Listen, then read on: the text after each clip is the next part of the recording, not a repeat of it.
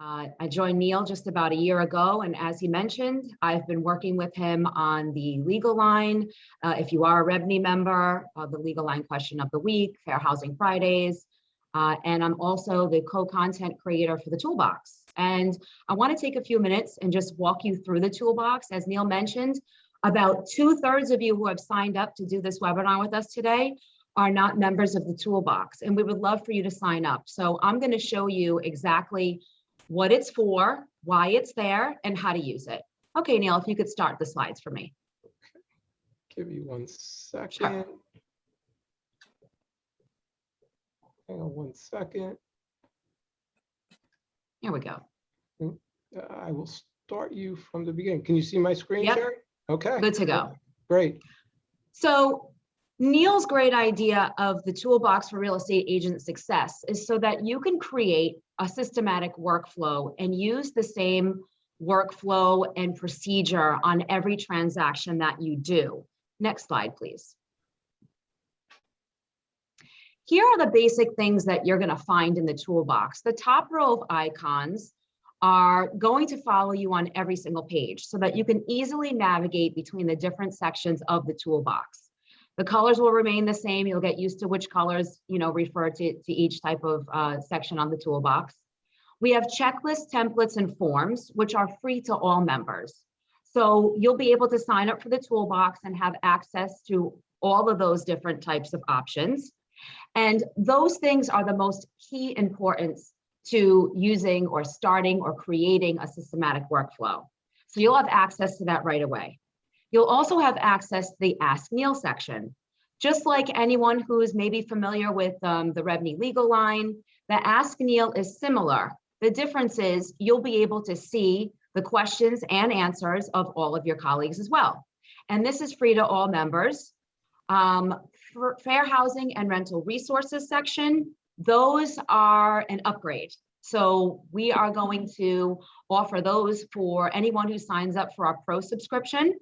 And these sections are extremely important. And the first reason that they're extremely important is because nobody else has them. When you go to try to find something about a rental or you have a question, I can tell you from experience, you're Googling all over the place to find it. We are custom curating information and putting it in for you all in one place. Next slide, please. Let's first talk about the checklist. This is how you begin to create a systematic workflow. You want to have a checklist that you're going to use on every transaction. This will ensure that you don't skip important transactional steps.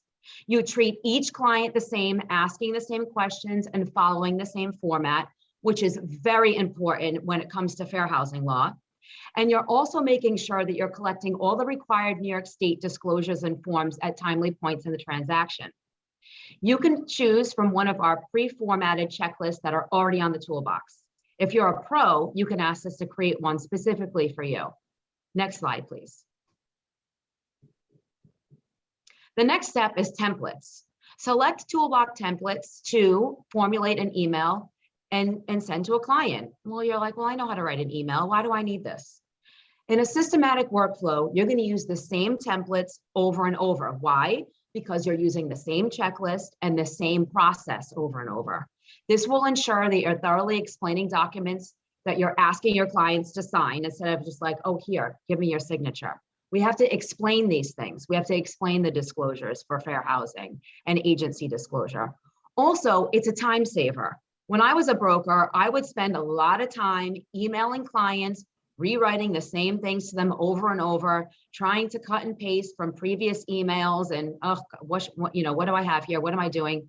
This way, you grab the template, you grab the form, you keep it, and you just change the names and maybe one word or two and send it out. It's much easier. It also helps you keep a record of what you sent to clients should you need to revisit it later.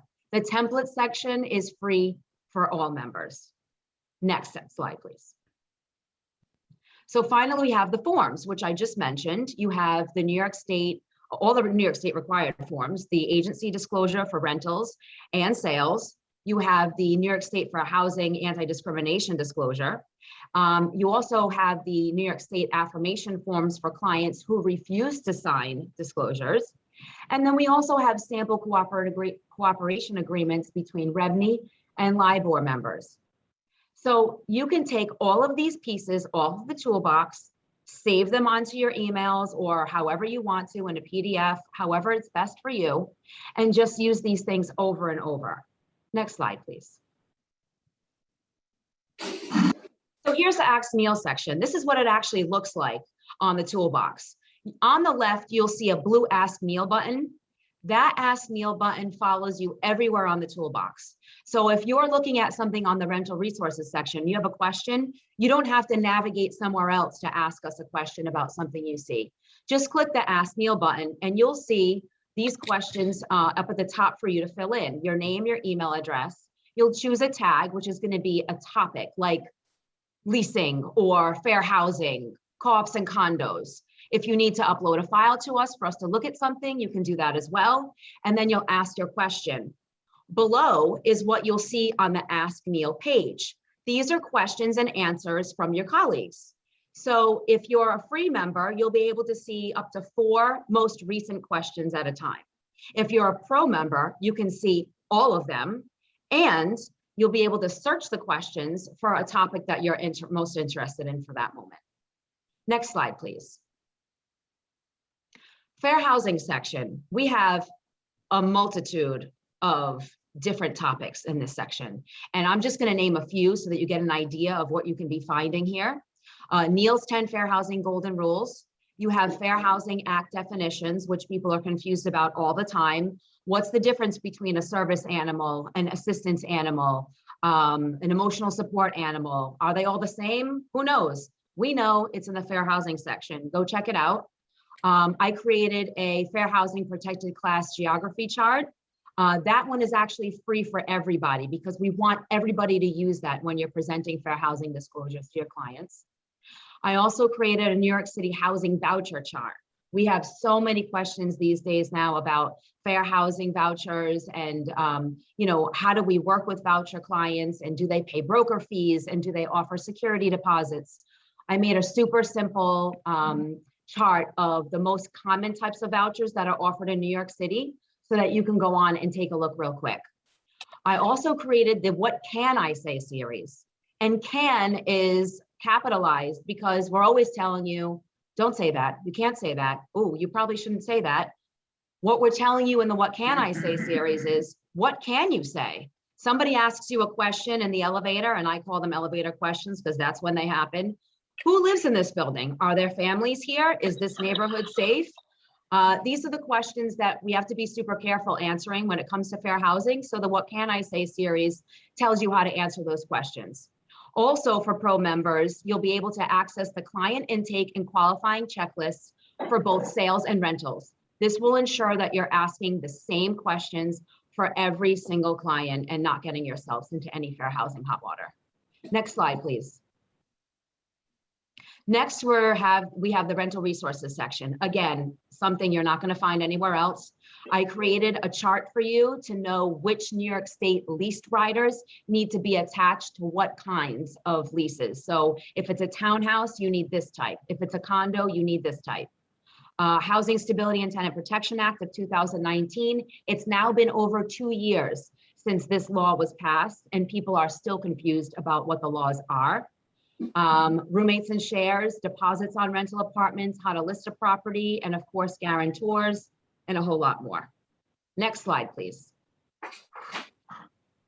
So finally, Neil touched on it earlier. We have a lot of perks for pro members. If you want to sign up to be a pro member, it's $14.99 a month, or you can get a discounted rate for signing up for 1 year of $150. You will get a free monthly CE class for a total of 12 CE credits per year. At the end of each one, you'll have an Ask Neil live session. And that doesn't mean that you have to ask a question about the class. You can ask us anything. You'll have access to the Toolbox Fair Housing and Rental Resources content. You'll be able to access the entire library of the Ask Neil questions, and you'll be able to join all the webinars with industry experts for free. Today, we offered this to everyone, people who were on our contact list that weren't members of the Toolbox, but after today, any webinar that comes up, it's going to be just for pro members only. So keep that in mind. We hope to see you, and let's hear from Brian now. Okay. Thank you, Sherry. I appreciate it. One, the other thing I wanted to mention, which you didn't mention, Sherry, is that we post new content every day.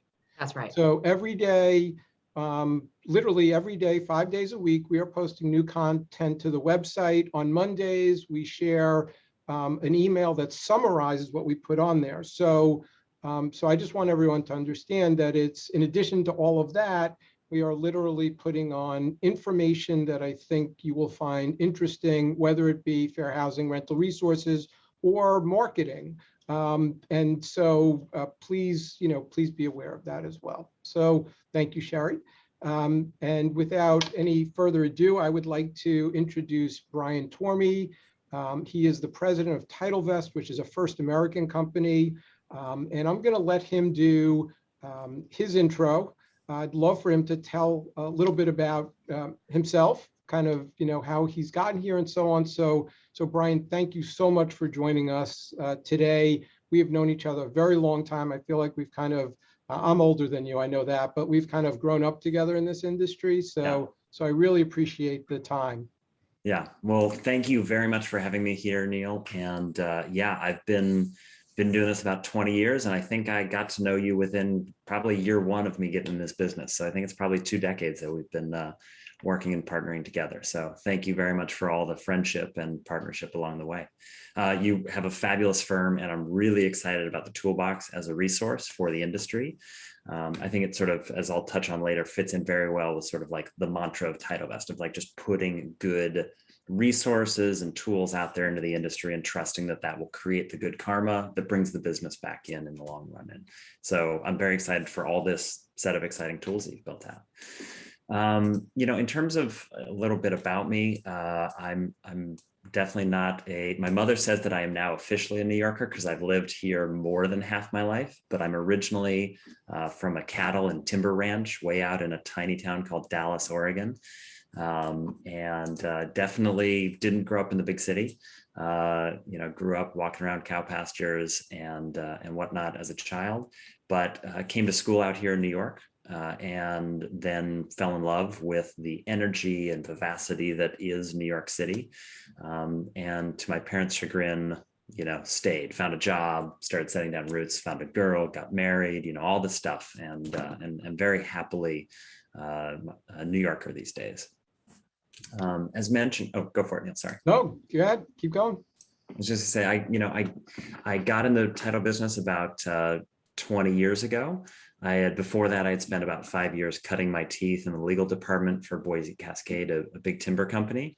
And yes, I did start there while I was in high school. I have very much enjoyed this industry as sort of a sort of place to grow and flourish and find a kind of successful business model to succeed with.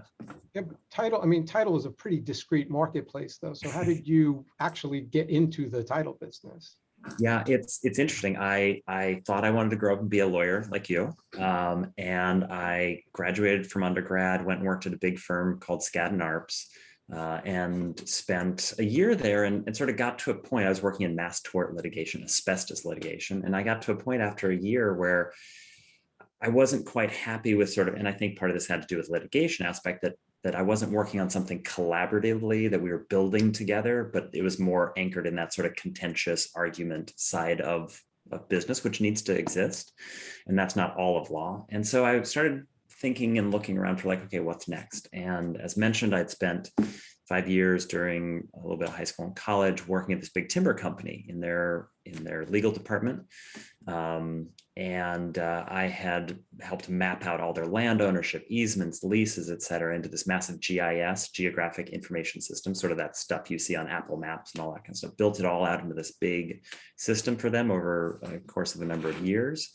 And that led me to sort of be thinking about like, okay, well, this is a skill set I have. How do I go use this? And a good friend from college knocked on my door and said, hey, we want to bring someone in this sort of, come run this company kind of role for this then tiny little title company called TitleVest. I said, sure, let's go give it a try.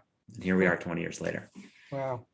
So you never, are you sorry that you never went over to the dark side to being a lawyer? You know, it's interesting. I have a friend who sold his company a couple of years ago, and at like 52 went to law school.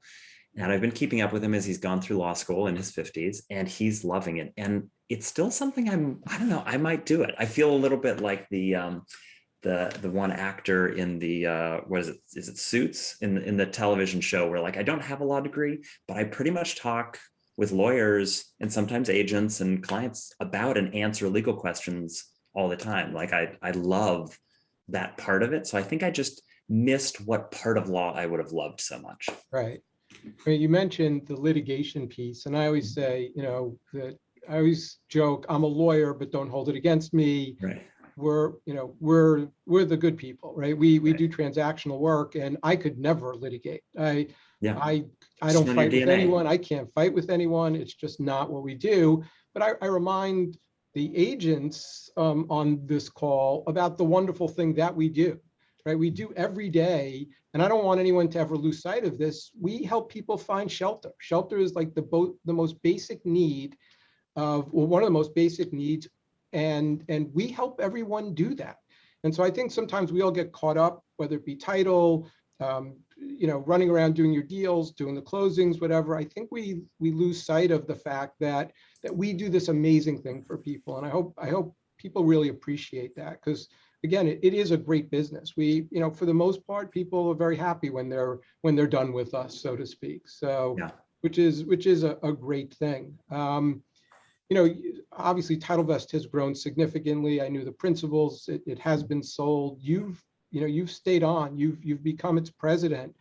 And we know you're doing something right. Just, if you had to share some thoughts about with this group, how you've been successful and what makes you successful, I'd love to hear that. Yeah, I think, for me and for everyone, they may have their own recipe for success in life.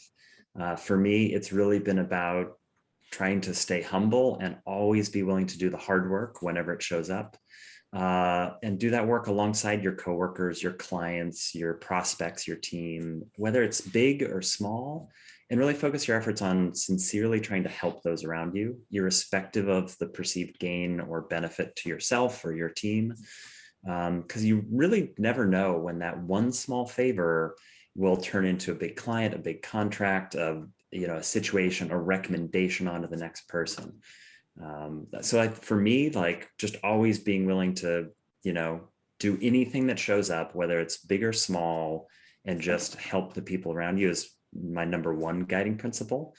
And then I think the second piece that I hold to is that time is one of our most valuable commodities in life, and really trying to be attentive to finding ways where you can to be more efficient and sort of scale your impact, and pursuing those, whether that's, and we'll talk about some of our tools later, whether that's leveraging technology, or it's just sort of thinking through like, okay, what are the things that consume some of my time that they don't help someone else and they're not really helping me, but I am still losing time to it. How do I reclaim that time? Sometimes I'm asked the same question, and my response, similar, would be, let's just do the right thing. Yeah. And I know in our experiences together, I really do find that you always make sure that you're doing the right thing. And I think that's a huge piece of the success puzzle when you can do that. TitleVest is different, and there's lots of title companies out there, and we work with lots of title companies, and they're excellent. You have been different in that you've created a suite of products that I don't know that many other companies have, or I know that they don't have. So before we talk about that, because I think that's probably the core of what we wanted to get to, I'm just curious, what led you to start to think about creating those products, and do you have anything in the works that you could share with us that might be coming down the road? Yeah. As mentioned, I think the key to success is sincerely trying to help those around you, and trusting that it will come back to you. And sort of in my experience, it usually comes back in spades. Our mission at Tide of Us has always been, and it's part of what I really love about my job, is the willingness to focus on helping those around us, which for us is principally the real estate community of, attorneys, agents, brokers, and consumers as well as those adjacent parties, the lenders, the architects, et cetera. And try to help that community by leveraging our technological prowess, sort of our industry expertise as a title company, and our focus on customer service and sort of delivering a good, smooth operating kind of solution, sort of putting all those things together in a way that helps us add value and help ensure in one shape or another that transactions just move more smoothly. And it sort of comes back a little bit to that efficiency piece of, if we see that there's like a chunk of something that is like clunky and takes a lot of people's time, even if it's not our time, we sort of want to go, fix it and trust. And I believe that, like, if we go help fix and give people back time, one of the most valuable commodities, that gift is far better than, as is typical in the title industry before some recent regulations, gifts of all kinds of other tickets or dinners out or tchotchkes.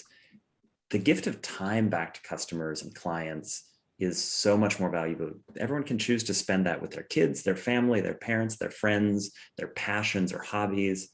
That's, to me, I think, the most valuable gift we can give back to people. And so we've really consistently, when we first launched Acris Tracker, one of our early things, which allowed you to sort of like get a notification anytime something was recorded against your block and lot.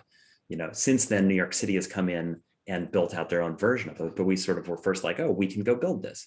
And everybody was like, this is great. Every day, I don't have to go look and see if something was recorded. I enter the doc ID or my block and lot, and I just get an email when the thing shows up. I don't have to go spend my time looking. And it helped us be more efficient at our job, but it helped thousands of practitioners be more efficient at their job. We just saved the community thousands of hours a month. Do you still have that, Brian?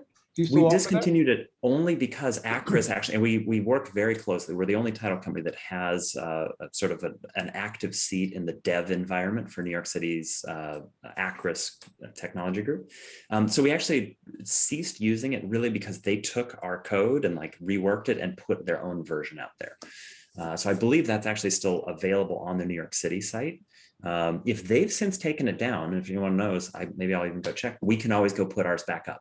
Yeah, I think that would be something that's interesting to know. Sherry, we may want to make a note of this, particularly because let's say that you're representing a seller, you're an agent that's representing a seller. Mm-hmm. I'm sure that no seller knows about that, or a purchaser, mm-hmm. Or particularly a purchaser, right? But I want to file my block and lot with the city and want to know if something changed on my block and lot. It's no different than if something changes on your credit report. So it's like a Google alert on your name in the news. Like, you just want to know if something shows up. I think that's really cool. So Brian, we'll check into that. We'll let you know, because we'd like to let our community know as well, and maybe encourage you to do it again. If somehow they've chosen to take it down, which they're always changing things.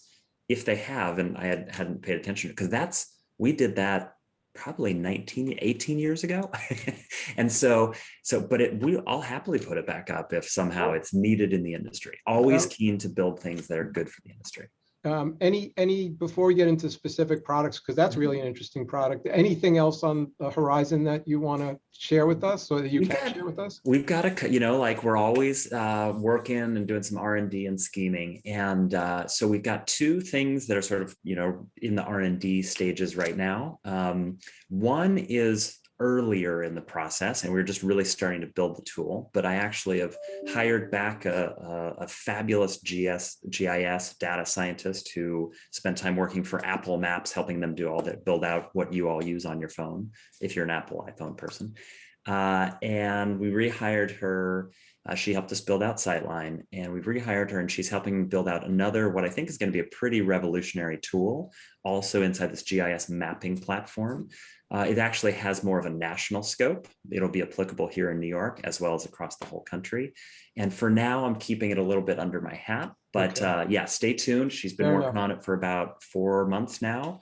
And I think it will probably be very end of 2022, maybe beginning of 2023 by the time it rolls out. Gotcha. And then I'm sorry, go ahead. And then No, the other that- one that's much more, I think, is sooner to roll out, and I can talk about it a little bit more openly, is that we, one of the things that has happened recently is the way DOB organizes information in their website has become a little bit more challenging to navigate. It's in the effort of, I think, moving it in the right direction, but for the time being, it's a little bit more challenging. Oh, and I see there's a question I'll get to in a second.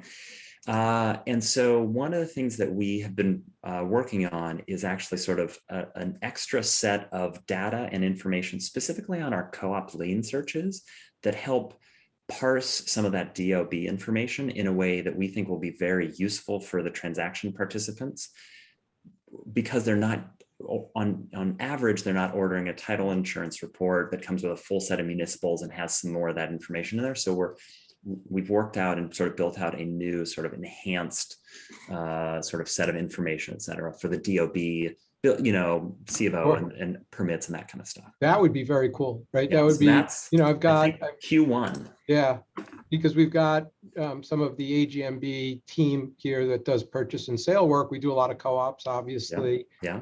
And yeah, you don't want to miss, let's say, a violation against a particular property and so on. So I think that's, again, it's a collective, right? We're the attorney, but there's all the agents in the room, and we're collectively making sure that we do what's best for that consumer that we're representing. So that's very cool. Speaking of co-ops, if you could talk, if you could talk a little bit about your offering plan library. Sure. And I know that we helped, at one point, many years ago, we shipped off like 10 boxes of offering plans, maybe even more, to help you. But talk a little bit about, what you have there and how it can help the community. Yeah, so our offering plan library was started. I was meeting a transactional attorney for lunch, and it was a Friday afternoon in the summer, and he had a rolling suitcase with him. And I said, oh, you got a closing and then you're getting out of Dodge here for the weekend, whatever. And he said, no, this is the offering plan that I'm giving to the buyer because they paid for it. They paid $600 or whatever it was.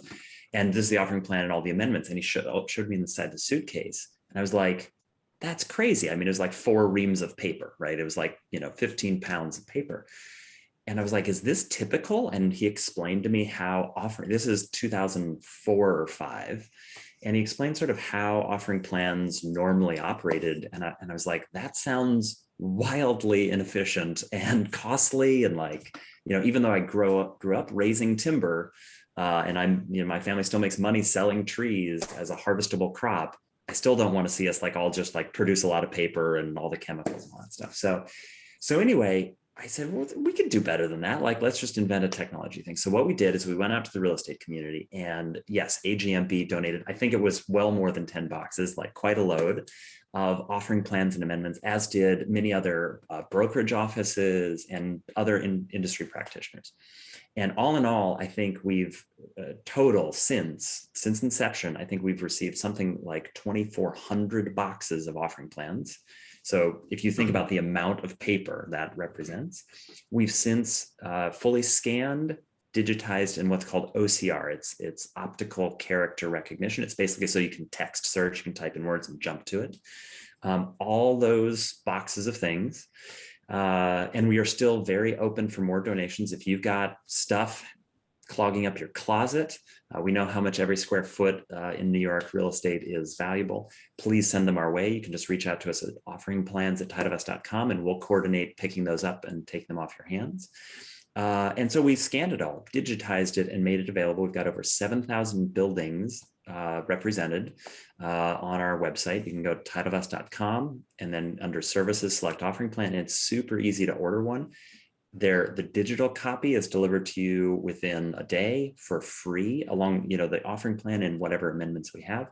There may be more recent amendments, and so we'll sort of tell you, here's what we have and here's what's new, and then we'll start the process of going and getting the new ones to add into and deliver as a second parcel if there are any. And that's free. We've been doing that, and we fulfill a ton of orders every day that before involved an agent going to a buyer and getting a check and going to the managing agent's office and dropping off a check and then coming back maybe a few days later, or maybe they could pick up a 600-page copy, coming over by subway over to the purchaser's attorney office, dropping it off, that attorney not getting to it during the day, putting it in their briefcase, getting a shoulder crick because they carried it home on the train to read, like all this stuff that used to happen. Now we just deliver a totally protected PDF, deliver it in one day, and we're good to go. And then we do also do a printed copy if for some reason that's someone's preferred method. We charge $150 for those. And then also one other factor, especially for all the revenue members, if there's an offering plan that we don't have, but you want to get, and a managing agent says, oh, that's $400, we'll contribute $100 towards that offering plan if we get a copy of it. So that $400 becomes $300 for your client for revenue member transactions, and then $50 if it's not a revenue member transaction. That's great. That's Yeah. great. That's really helpful. Just, I always, because we do lots of purchase and sale work, just a reminder to the agent community, you want to tee up all of the due diligence ahead of time, right? You don't want to have an accepted offer and then say, wait, where's the due diligence? So I know that it seems evident that I'm saying that, but it happens to us all the time. Yeah. That we'll be like, okay, where's the due diligence? And then we start, where's the offering plan? So if you're representing a seller, it's worth asking as part of your checklist, right? Those are the things that we have on our checklist. Do we have the offering plan? So let's tee that up. But it's great to know that you offer that and that it is, and that it's available to us.